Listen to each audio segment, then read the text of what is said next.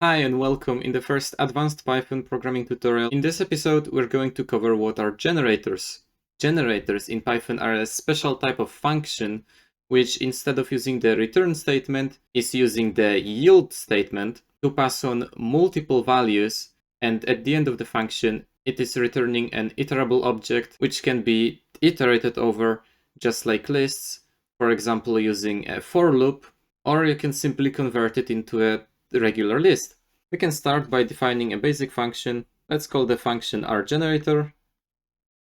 And I will actually want my generator to have three separate functions, so I will make it receive a parameter. Let's call it mode. And first off, I want my mode to always be an integer. So now I will define a value error exception as well as a type error exception to make sure that no input into our function is going to crash the program.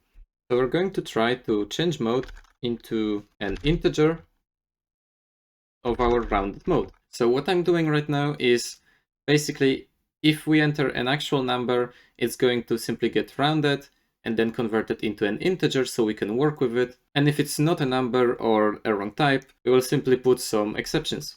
The first one being value error. In case of value error, let's just set the mode to 1. And with type error, let's also set mode to 1.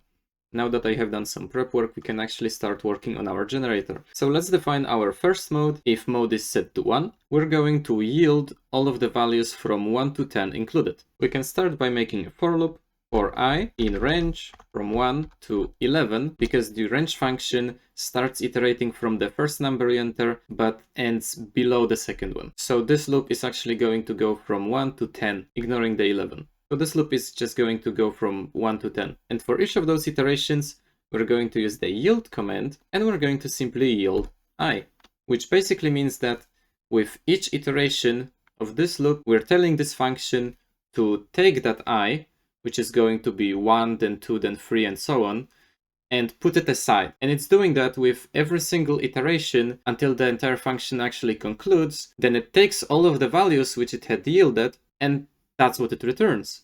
We can try and show how it works by trying to print it out. But one thing to keep in mind though is you cannot actually just print out the generator, and right now I will show you why. Let's call our generator with a parameter of 1. Why this actually is not going to work is because this is going to simply print an object or the generator which we're creating and not actually the values which it contains.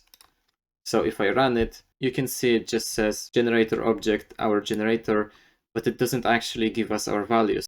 So the way we can go around that is we can convert our generator into a list. And if we run it again, you can see we get all of our values from 1 to 10. As I mentioned previously, our generator is actually an iterative object, meaning you can iterate over it. So just like in this for loop, we have iterated through our range, we can iterate through our generator. And that's exactly what we're going to do now. For I, or whatever name you choose, in our generator 1, print I, and run it again. You can see it prints every value from 1 to 10, just like from a regular list. This doesn't have to necessarily be I, you just have to make sure it's the same name as you're using.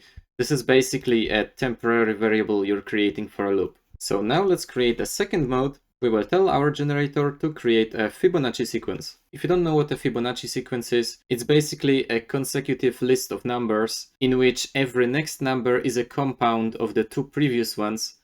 So the first three numbers would be 1, 2, and 3, because 3 is 2 plus 1, but the next number would be 5, because 3 plus 2 is 5. For this, we're going to set up mode 2. Let's create two variables. A equals 1, B equals 2. And first off, I'm going to yield those numbers. So yield A and yield B. And what I'm doing right now is I'm putting that A away on the side and I'm putting that B on the side so that it's going to be a part of our generated list from the generator later on. Next up, I will create a loop for each iteration in range, let's say from 1 to 100. And the way I will do it with just two variables is actually I'm going to add those variables together, overwriting the smaller one, then I will yield that new number and repeat the process. So first off, I will check if A is smaller than B, and if it is, then A plus equals B. To turn A into our next number, which instantly after we're going to yield. And now that we made a our third number, which is 3, is going to be bigger than b. So let's create our second scenario, b plus equals a, because in this case, b is smaller, so it's going to be the one to which we're adding, and we're going to yield b.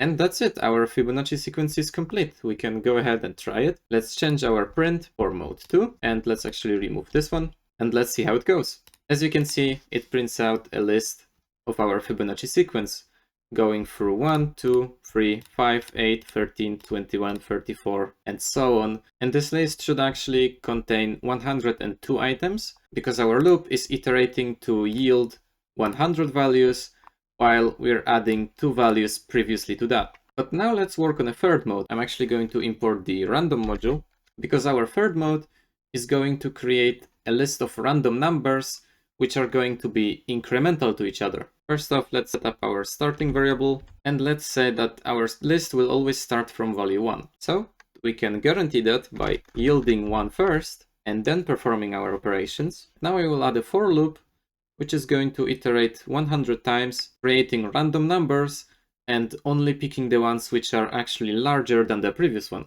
Because of which, this mode is actually always going to yield a different length of list as well, instead of just always a set amount of numbers. Let's say that d equals to random.randint from 1 to 101,000, which is going to only pick values from 1 to 100,000. And after randomizing our variable, if it is bigger than c, we override the c with our new number, as well as yielding it. That should be our mode 3 working. Let's quickly test it out. We can run it. I actually used the wrong symbol. It's supposed to be bigger than, not smaller than, and we can run the program again. And as you can see, we're given a list of random integers, and if we run it again, we're getting a completely different list, which is also a different length as well. And just like we wanted it to, it always starts with 1 and is incremental. And that would be it for the first episode. I hope you learned something about generators. And yeah, that's it. See ya.